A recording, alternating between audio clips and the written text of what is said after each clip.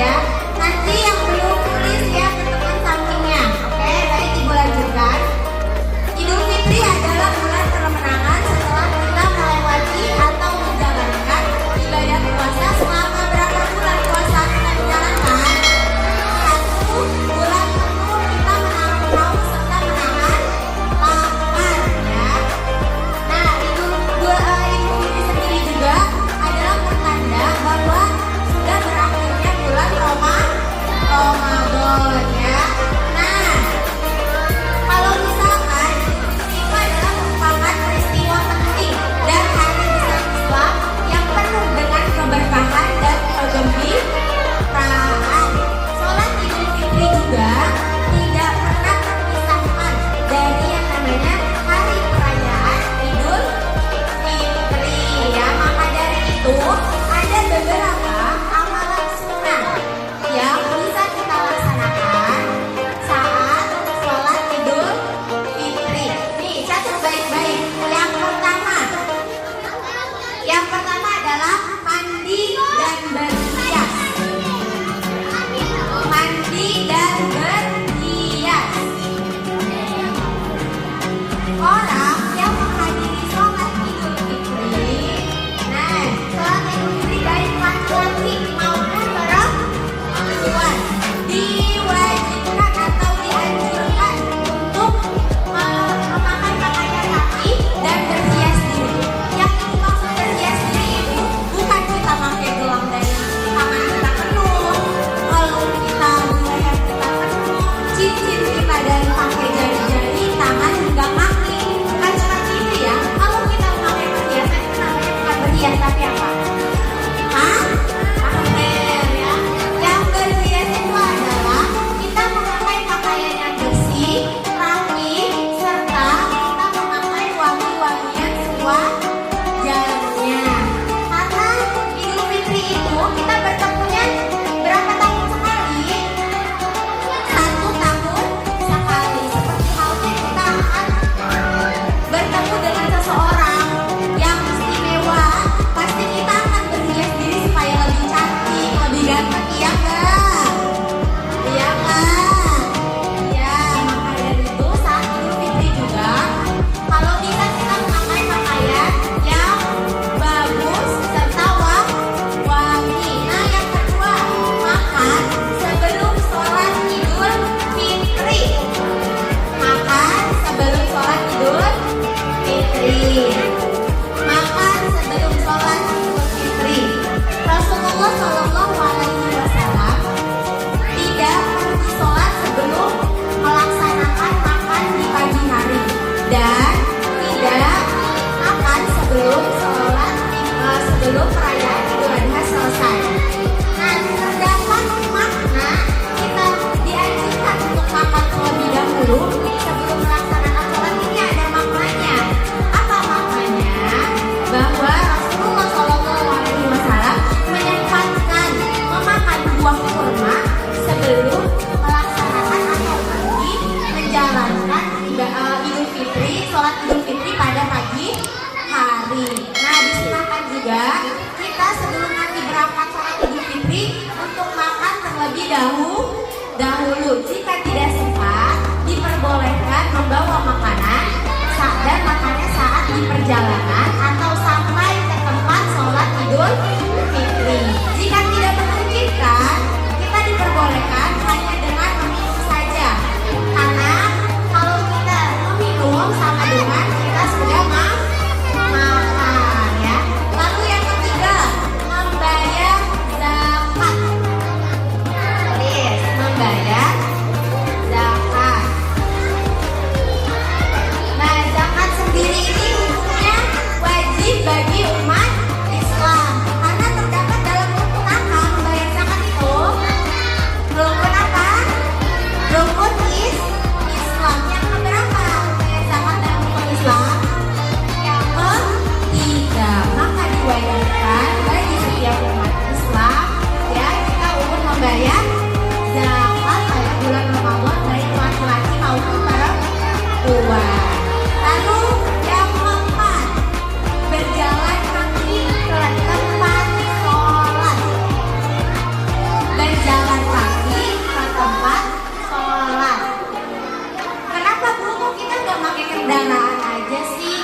bacain aja, kita harus jalan kaki. Berjalan kaki ke tempat sholat. Jika tempat sholatnya tidak terlalu jauh, disunahkan untuk kita berjalan kaki ke tempat sholat. Ya, disunahkan untuk kita berjalan kaki ke tempat sholat. Jika masjid, sekolah atau lapangannya jauh, maka boleh kita memakai kendaraan. Jika dekat, dianjurkan jalan kaki. Karena kalau misalkan kita memakai kendaraan, kita pasti langsung push, cepat dong kita jalannya. Nah, kalau kita berjalan kaki, pasti kita bertemu dengan tetangga, sahabat, teman, maka akan mempererat tali persaudaraan. Nah, yang kelima, tulis yang kelima, berangkat dan pulang melewati jalan yang berbeda. Yang kelima, berangkat dan pulang melewati jalan yang berbeda. Ya. Salah satu hikmah yang menyebabkan Rasulullah Shallallahu Alaihi Wasallam membedakan antara jalan pergi dan pulang adalah yang keempat, Ibu Lani, berjalan kaki ke tempat sholat. Yang kelima, membedakan dan berangkat dan pulang melewati jalan yang berbeda. Ibu Lani lagi, yang kelima, berangkat dan pulang melewati jalan yang berbeda. Berjalan kaki ke tempat sholat. Yang kelima, berangkat dan pulang melewati jalan yang berbeda. Ya Haikal. Dan udah yang kelima. Yang ketiganya lihat ke kakak kelas coba. Udah, mereka udah ada. Yang kelima, berangkat dan pulang melewati jalan yang berbeda. Udah. Berangkat dan pulang melewati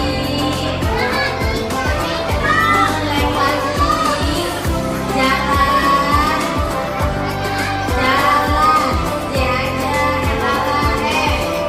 yang berbeda.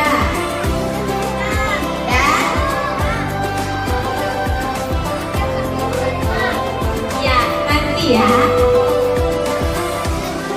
Dah ya, lagi boleh. Nah, yang kelima tadi apa? Berangkat dan pulang melewati jalan yang berbeda. Salah satu hikmah yang menyebabkan Rasulullah Shallallahu Alaihi Wasallam membedakan jalan antara pergi dan pulang adalah supaya banyak saksi yang melihat ketika kita beramal ya. Jalan yang kita tempuh berbeda sehingga bekas yang timbul tidak hanya terekam pada satu titik, terekam juga di titik yang berbeda. Seperti halnya kita berangkat melewati jalan A, pulang kita melewati jalan B. Nah, pahala kita bukan hanya di jalan A saja, tetapi pahala kita juga ada di jalan yang B. Pahala kita jadi berlipat-lipat, bukan hanya pada satu titik ya. Nah, kalau misalkan kita melewati jalan yang berbeda juga, kita bisa lebih akrab atau lebih erat persaudaraannya dengan kerabat-kerabat kita. Seperti halnya di jalan yang A, kita ketemu sama si dia. Di jalan yang B, kita ketemu lagi, tapi bukan sama si dia, tapi beda lagi. Tambahkan hidup kita, nah nambah juga persaudaraan kita. Nah, lalu yang keenam, dengarkan ini baik-baik. Yang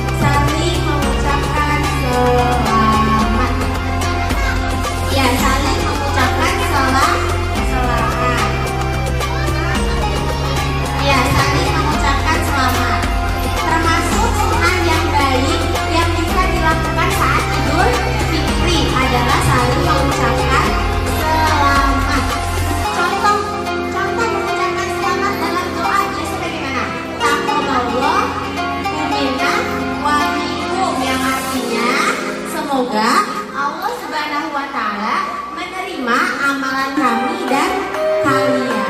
Dalam ucapan tadi atau doa tadi bukan hanya mendoakan untuk diri sendiri, tetapi untuk mendoakan untuk orang lain. Semoga amalan kita diterima oleh Allah Subhanahu wa Ta'ala. Amin amin ya rabbal alamin. Nah, yang terakhir yang ke-9, silaturahmi. Apa? Silaturahmi. Silaturahmi. Yang ke-9, silaturahmi. Silaturahmi ya. Silaturahmi itu seperti halnya apa nih, coba? Silaturahmi itu biasanya silaturahmi itu adalah kita berkunjung ke tempat saudara, teman, atau sahabat, guru ya, itu dinamakan silaturahmi. Seperti halnya Rasulullah Shallallahu Alaihi Wasallam setelah melaksanakan sholat Idul Fitri, Rasulullah berkunjung ke rumah sahabatnya. Lalu di tempat sahabatnya Rasulullah saling mengucapkan doa-doa baik atau mengucapkan selamat ya. Nah, udah sampai di akhir materi yang disampaikan. Coba ibu mau tanya, tadi ada berapa amalannya? Ada berapa? Seperti 9. Yang pertama, mandi dan berhias. Yang kedua, makan sebelum sholat Idul Fitri. Yang ketiga, membayar zakat. Yang keempat, berjalan kaki ke tempat sholat. Yang kelima, berangkat dan pulang melewati jalan yang berbeda. Yang keenam, mengumandangkan takbir. Betul. Yang ketujuh, mendatangi keramaian. Yang kedelapan, pintar. Yang ke-9, silaturahmi. Masya Allah, ditulis semua berarti tadi. Masya Allah. Semoga amalan-amalan kita selama bulan Ramadan diterima oleh Allah Subhanahu wa Ta'ala. Semoga kita bisa berjumpa lagi dengan bulan Ramadan atau Idul Fitri 1 tahun ke depan dalam keadaan sehat walafiat. Semoga materi yang tadi Ibu sampaikan bisa menjadi manfaat untuk Ibu dan kita semua ya. Cukup materi yang Ibu sampaikan. Billahi taufiq wal hidayah. Wassalamualaikum